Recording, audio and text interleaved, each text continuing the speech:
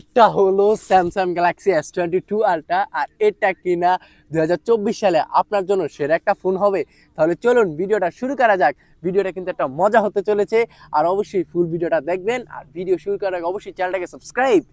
আর S22 আলট্রার camera কিন্তু আমরা সবাই জানি এটার মাথা খারাপ ক্যামেরা, কারণ এটা 100x জুম। আর জুমের একটা কিন্তু আমার চ্যানেলে ভিডিও আছে, সবাই ওই শর্ট ভিডিওটা দেখবেন অবশ্যই। আর এটা জুম বলবো আমি এক কথায় জোস, 100x জুম। আর এটার ক্যামেরা কোয়ালিটি এক কথায় বেস্ট। আর এটাতে 108 মেগাপিক্সেল ক্যামেরা ব্যবহার করা হয়েছে, যেটা কিনা বেস্ট। আর আজকের দিনে দাঁড়িয়ে এটার ক্যামেরা কোয়ালিটি আমি বলবো এক কথায় বেস্ট। আর এটার যে ক্যামেরা যে বাম্পটা ব্যবহার করা হয়েছে, এটা এই S24 আলট্রাতে কিন্তু এই সেম ক্যামেরা বাম্প ব্যবহার করা হয়েছে, শুধু একটু বড় আর টাইটেনিয়াম। কিন্তু এই ফোনটা ধরতে আলাদা একটা মজা। আর এই ফোনটার লুক এবং ডিজাইন এক কথায় জোস।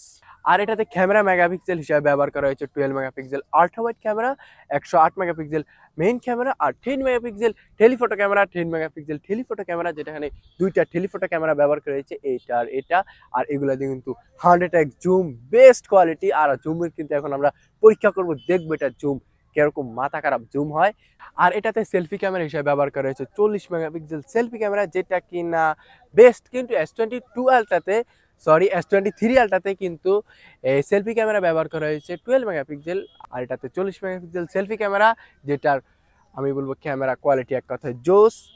এবার দেখাবো আপনাদের সে আমাদের পরিচিত 100x জুম। তাহলে চলুন সেটা নিয়ে একটু গবেষণা করা যাক আমাদের। এই যে আমি এখন ক্যামেরাটা অন করলাম, এই যে আলট্রা ওয়াইড আসছে ক্যামেরা, এই যে বাইকওয়ালা বাইকে একটু জুম করলাম, দেখি।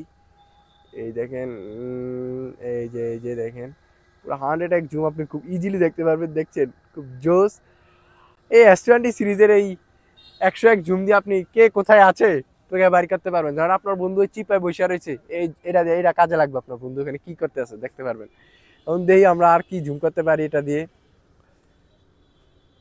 এই যে জুমের শুধু কাজ এটুকুই, আমি মানে জুমের কোনো কাজ নাই। জুমের কাজ হলো কি, ওই যে কে আছে আর চাঁদের ছবি তোলা যায়। জুমের কাজ শুধু এতটুকুই, জুমের আর কোনো কাজ নেই। আপনি কি ওই 100 মাইল দূরে থাকতে কি ছবি তুলবেন? কোনোদিন আপনার ছবি তুলবেন না। এটা জুমটা দিচ্ছে একটা মানে একটা ফিল দেওয়ার জন্য। আর দেখি গাছে কোনো পাখি টাকি আসেনি, দেখি আমরা জুম করে একটা মারি।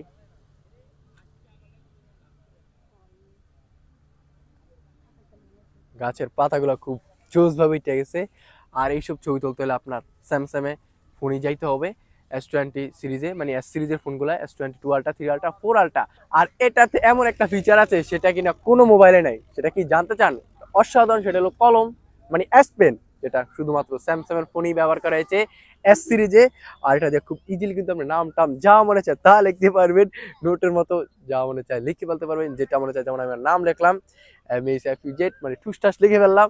আর এই S পেন দিয়ে আপনি অনেক ধরনের কাজ করতে পারবেন, যেমন মোবাইল দূরে রেখে ছবি তুলতে পারবেন, যেটা একটা আলাদা ফিচার, যেটা কিনা শুধুমাত্র এই স্যামসাং এই S সিরিজে এই S পেন ব্যবহার হয়েছে। আর S পেন যারা ব্যবহার করতে পারে, আলাদা একটা মজা আছে S পেন দিয়ে ফোন চালানোর, যেটা কিনা শুধু স্যামসাং এর S সিরিজের ফ্যানেরাই চালাতে পারবে এই S পেন।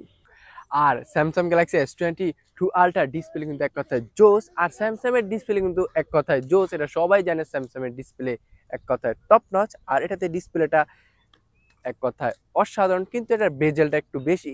আর S24 আলট্রাতে একটু কম, যেটা নতুন ফিচার তো অবশ্যই থাকবে। আর এটা একটু ওল্ড মডেল, যেটাতে এই বেজেল কিন্তু বোঝা যাবে না, কারণ এটা খুব ইজিলি ব্যবহার করতে পারবে, অনেক বড় ডিসপ্লে তো বোঝা যাবে না। আর এটা ডিসপ্লে কোয়ালিটি, আর যারা গেম খেলে খুব ইজিলি খেলতে পারবে, আর যারা ফটো ভিডিও করে তাদের জন্য এটা বেস্ট হবে, কারণ এটার ডিসপ্লেটা এক কথায় জোস। আমি বলবো আইফোনের সাথে বিট করতে পারবে এটা ডিসপ্লে। 14 প্রো ম্যাক্সের থেকে আমি বলবো এটা ডিসপ্লে মানে জোস। বড়টা বড় তো তার জন্য ভালো লাগে। আর ছোট একটা নস, এটা শুধু ক্যামেরা। আর যেমন আইফোন একটা বড় ডাইনামিক আইল্যান্ড, ওটা বড়, কিন্তু স্যামসাং এর শুধু ছোট একটা নচ, যেটা ডিসপ্লেতে আলাদা একটা ফিল এনে দিবে আপনাকে। আর এটা একটা অসাধারণ। এবার দেখাবো স্যামসাং এর সব থেকে মাথা খারাপ ফিচার, ডিসপ্লেতে একটা অসাধারণ ফিচার দেখাবো। তাহলে চলুন দেখা যাক। প্রথমে কি করবেন, ধরেন এরকম বড় একটা ছবি তুললেন, হালকা ছবি তোলার পর মোবাইলটা হালকাটা ঝুম করে মোবাইলটা রেখে দেন। এদিকে মোবাইল আছে বোঝা যাবে, ফোন কিন্তু আছে বোঝা যাবে না এই জায়গায়। মানে এটা ডিসপ্লেটা, তাহলে বুঝতে পারছেন এটা ডিসপ্লেটা কত জোস। মানে এই জায়গায় ঘাসে ফোনটা রাখলে বোঝা যায় না যে জায়গায় মোবাইল আছে কিনা। আর এটা কিন্তু ডিসপ্লেটা, তাহলে অবশ্যই বুঝতে পারছেন যে এটা ডিসপ্লেটা কত জোস। আর ডিসপ্লে ব্রাইটনেস এবং কালার কোয়ালিটি এক কথায় অসাধারণ, যেটা আমার কাছে মনে হয়েছে এই স্যামসাংয়ের ফোন দীর্ঘদিন ব্যবহার করে। আমি স্যামসাংয়ের ফোন দীর্ঘদিন ব্যবহার করতে বলতে হালকা পাতলা ইউজ করছি, আমার কাছে এটা ডিসপ্লে বেস্ট মনে হয়। আর যারা কিনা S22 আল্ট্রা কেনার চিন্তা ভাবনা করতেছেন, আর এটা মনে হয় 70 থেকে 80 হাজার টাকার ভিতরে পাবেন। আর এই দামটা কিন্তু সঠিক নাও হতে পারে, কারণ কম বেশি হতে পারে। আর এই ফোনটা কি এই দামে নেওয়া কি ঠিক হবে? আপনি যে স্যামসাংয়ের একটা ফোন নিতে চান যে 100x জুম, ভালো ডিসপ্লে, ভালো প্রসেসর, তারপরে ভালো এই যে ক্যামেরা, ভিডিওকে আলাদা একটা ভালো লাগবে, তাহলে আমি বলবো এটার ক্যামেরা কোয়ালিটি জোস। আর এই ফোনটা কিন্তু ফ্ল্যাগশিপ ফোন, এটা স্যামসাংয়ের যখন S22 আলট্রা এটা কিন্তু একেবারে লেটেস্ট মডেল ছিল। আর এখন তো 3 আলট্রা আর 4 আলট্রা বের হয়ে গেল, যেমন এখন 4 আলট্রা যেমন লেটেস্ট, তখনকাও এটা ছিল একটা লেটেস্ট S22 আলট্রা। আর এটা কিন্তু আমি বলবো এটার লুক এবং ডিজাইন জোস। আর এটাতে একটা মজাদার জিনিস আছে, সেটা হলো আপনি এই ফোনটা যদি চালান, কেউ বুঝবেন আপনি কি 3 আলট্রা চালান নাকি 4 আলট্রা চালান। মানে এটা যে আপনার হাতে যদি থাকে 2 আলট্রা, তাহলে কেউ বুঝবে না এটা 3 আলট্রা না 4 আলট্রা।